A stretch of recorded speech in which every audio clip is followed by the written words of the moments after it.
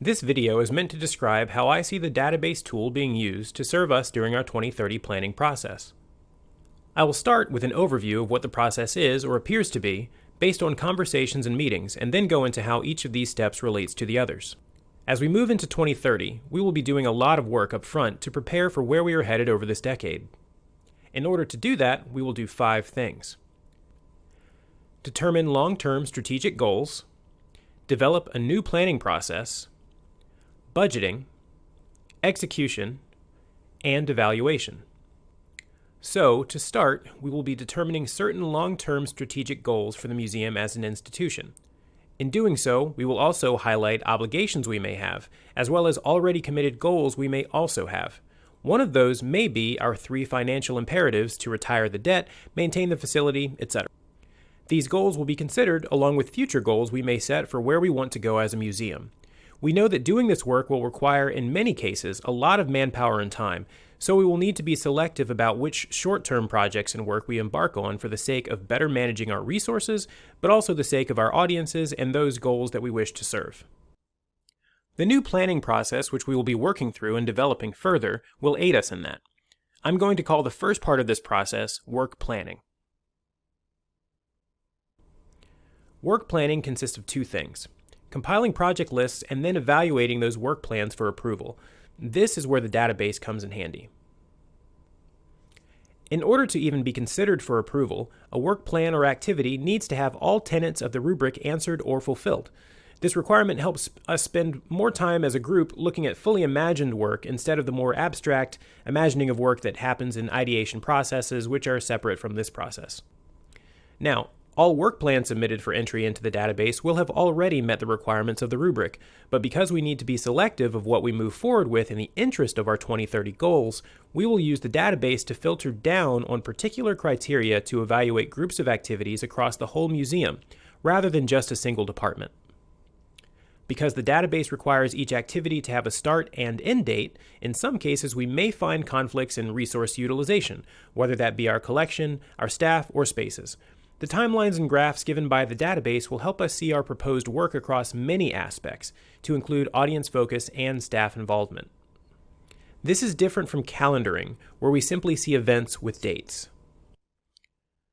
This process and database will help us take more into account as we update our operational day-to-day calendars, like the museum campus calendar or outreach calendars. These calendars are very fluid and are updated constantly with seized opportunities for things like audience reach, etc., such as facility rentals, staff training, and other pop-up events.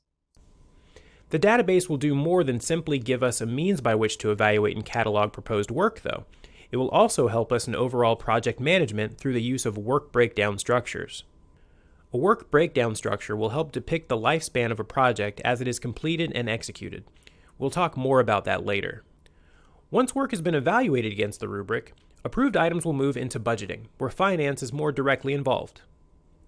In the budgeting process, we know that many items will be approved for funding, but others will not, and that may be determined by capital available, and it may even be influenced by overall rubric evaluation.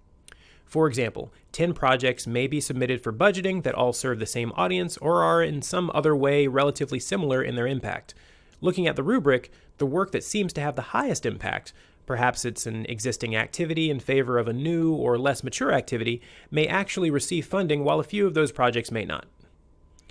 These well-planned worthwhile work items, or WWW, will either be immediately funded or moved to the unfunded requirements list. The criteria to be examined in budgeting are plenteous, and leadership will be able to make judgments on this using the database and any strategic priorities they already have. Execution is the stage where work that is budgeted will be completed. Here's where the database comes in again. Using the WBS sections of the database, project managers will have a means of documenting processes and activities that support the completion of their projects, as well as who are the department leads for those activities. Combined with Gantt chart principles, the WBS will show timelines of when each activity is completed, as well as crossovers where certain departments may be working across multiple projects. The WBS will have features useful for department managers as well as project managers. This structure will hopefully help in developing a common language around project work throughout the museum, while allowing each department and project to adapt the structure to meet the needs of their own work, taking into account that not every department works the same way, but needs to work together with other departments with efficiency. This structure is an overall communication tool, but not a direct replacement to operational communication methods already in use across departments and project teams. When all is completed, work moves to the final stage, evaluation, where completed projects are evaluated against given criteria for future reference. These criteria may include financial goals, such as did we meet the financial goals of the project?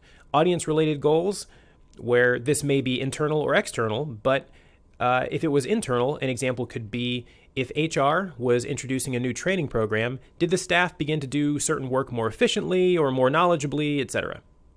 Or it could be goals stated in the rubric. We said we wanted to serve school groups in this particular activity. Well, how well did we do that? What can we improve on or change in subsequent iterations of the same exhibit or program? Lastly, all evaluations and process documentation will be archived for future reference in subsequent years.